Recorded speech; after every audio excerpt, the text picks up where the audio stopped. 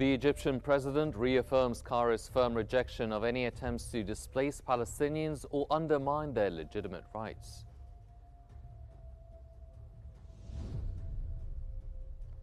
Egyptian sources report that Israel has not responded to the mediator's ceasefire proposal for Gaza, even after 48 hours of receiving it.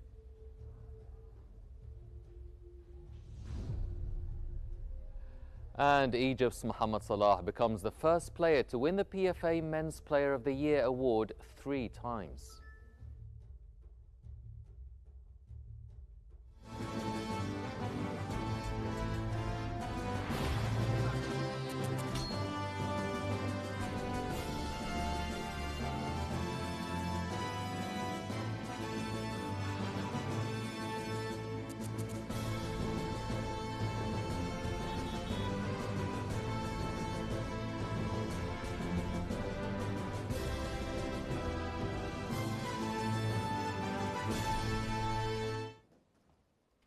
You're watching Q News, and these are the news from Egypt. I'm Henny Saif. The Egyptian President Abdel Fattah al-Sisi has reaffirmed Cairo's firm rejection of any attempts to displace Palestinians or undermine their legitimate rights. In a phone call with his French counterpart Emmanuel Macron, they discussed efforts to secure a ceasefire in Gaza, release detainees, and facilitate aid delivery. Macron praised Egypt's mediation to end the war, stressing the need for a just settlement of the Palestinian cause and rapid Gaza reconstruction. President al-Sisi welcomed France's plan to recognize the Palestinian state in September, calling it a milestone for justice.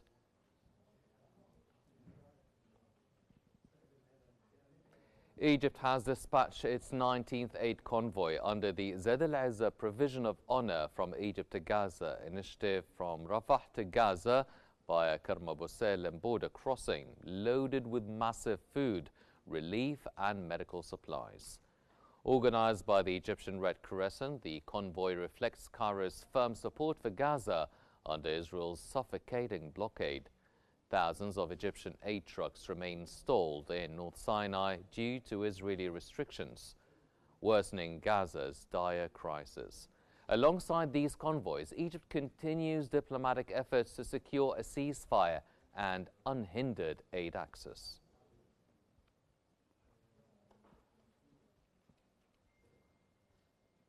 Egyptian sources have reported that Israel has not responded to the mediator's ceasefire proposal for Gaza, even after 48 hours of receiving it, despite Hamas's acceptance. The Egyptian sources added that Egypt is intensifying communications with all parties, urging Israel to engage positively with the proposal. They added that the plan, backed by American guarantees, aims for a comprehensive deal to release all detainees. The Egyptian sources stressed that negotiations based on the Witkoff proposal are the only way to free detainees, placing Israel under real pressure to act.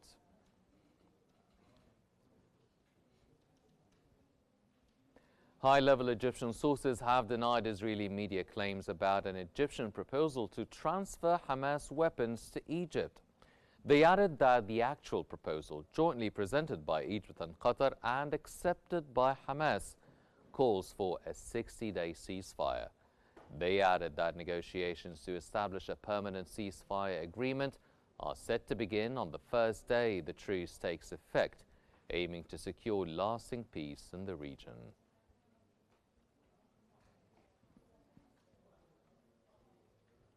Amid rising tensions and disinformation, Egypt pushes back against Israeli allegations, stressing mediation efforts, U.S. guarantees, and a path towards a ceasefire, placing Israel before a decisive test.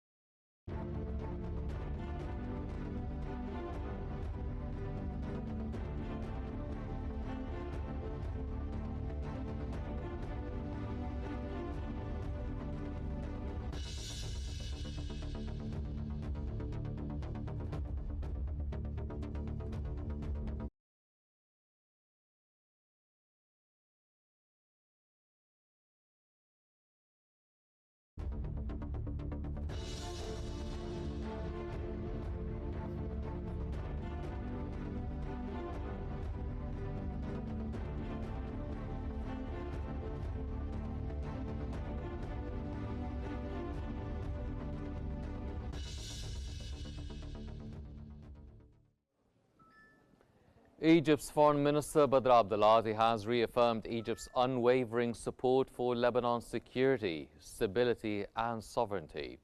That came in a phone call with the Lebanese Prime Minister Nawaf Salem, where Abdulati underscored Egypt's solidarity with the Lebanese people and institutions. Talks covered preparations for the upcoming Egyptian-Lebanese Higher Committee meeting aimed at boosting economic trade and reconstruction cooperation. The Egyptian foreign minister stressed rejecting foreign interference, halting Israeli violations, implementing Resolution 1701, and strengthening Lebanon's national institutions.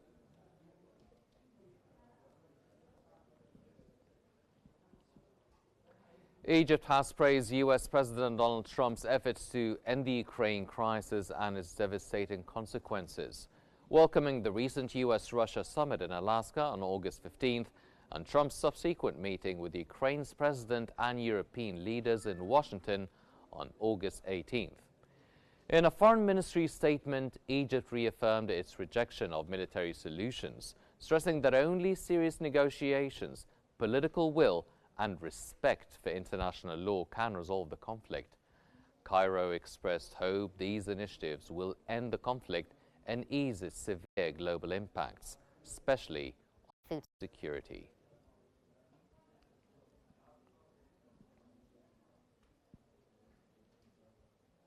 Egypt's Foreign Minister Badr Abdulati and his Russian counterpart Sergei Lavrov have discussed bilateral relations, emphasizing strong strategic cooperation, including the Daba nuclear plant and the Russian industrial zone at the Suez Canal.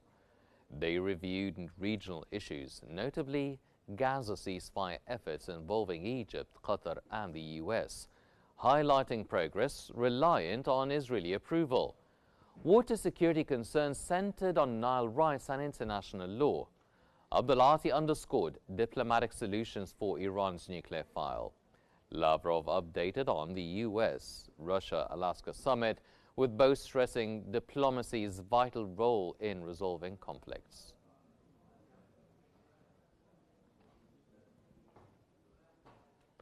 During his tour of Alexandria's petroleum refining projects, Egypt's Minister of Petroleum and Mineral Resources, Karim Badawi, inspected the upgrades and expansions of Middle East Oil Refinery Company, which have increased its capacity to 160,000 barrels per day. This enhancement solidifies the company's status as one of the Middle East's largest refineries and a key supplier for the local market. Badawi reviewed new production units and the main control room, receiving detailed briefings on output and operations. The Middle East Oil Refinery Company now supplies 17 to 20% of Egypt's diesel and gasoline needs, meeting Euro 5 standards. Senior petroleum officials and company teams joined the visit.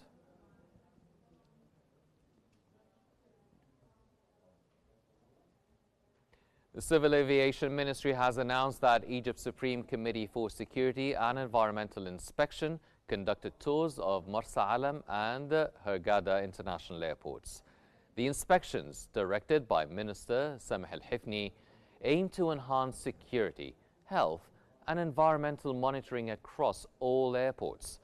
Officials assessed airport operations, passenger flow, flight readiness, security protocols, health measures, passenger services, customs and immigration, baggage systems, and overall facilities to ensure compliance with international standards and improve service quality.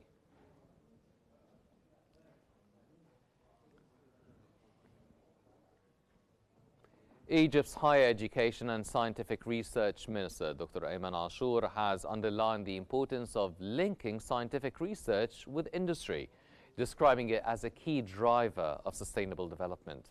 He stressed that investment in knowledge and localization of technology are vital pillars to boost Egypt's economic competitiveness and support national industries amid global challenges. Speaking at a specialized scientific workshop in Cairo, Minister Ashur praised efforts by the Metals Research and Development Center, which inaugurated Egypt's first industrial unit for magnet production. The milestone project is set to serve strategic sectors including electronics, electric vehicles, medical devices and renewable energy, while reducing reliance on imports.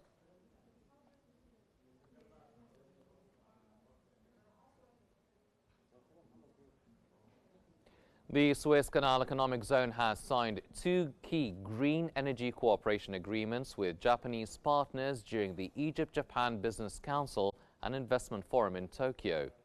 The first agreement signed with Itochu Corporation and Orascom Construction involves designing and operating ammonia bunkering facilities at Sukhna and East Port Said ports, supporting maritime decarbonization efforts.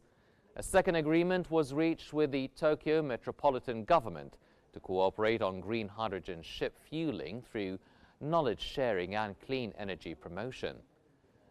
The Suez Canal Zone Chairman Walid Gemal-Eddin also held talks with Sumitomo Corporation on establishing a new industrial zone under the developer model to attract Asian investments.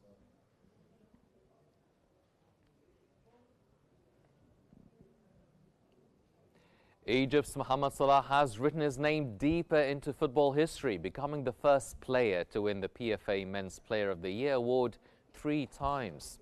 The Liverpool forward produced 29 goals and 18 assists last season, driving the Reds to a record-equaling 20th league title games to spare. The 33-year-old also collected the Football Writers and Premier League Player of the Year honours.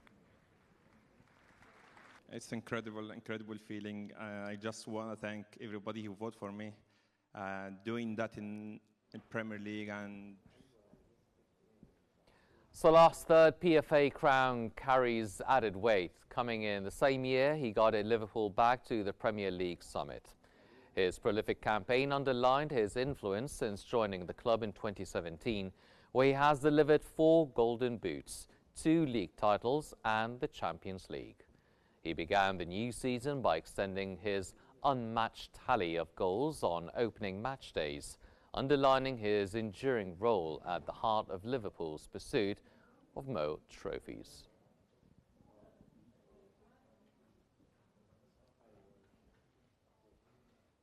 And the Ministry of Housing has officially withdrawn the land allocated to Zamalek Sporting Club in the 6th of October city, originally granted in 2003.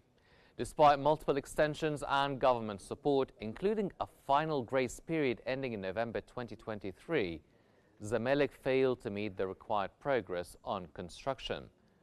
Earlier in April 2024, the club submitted a commitment plan, but follows-up confirmed no significant work had been completed on site. A legal opinion from the State Council in August 2025 also confirmed the withdrawal was valid and issued in proper legal sequence. The land has now been officially reclaimed due to the club's failure to fulfill its obligations.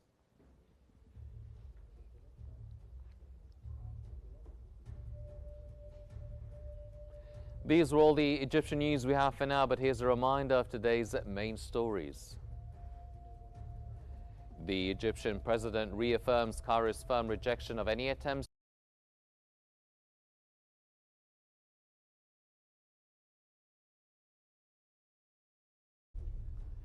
Egyptian sources report that Israel has not responded to the mediator's ceasefire proposal for Gaza, even after 48 hours of receiving it.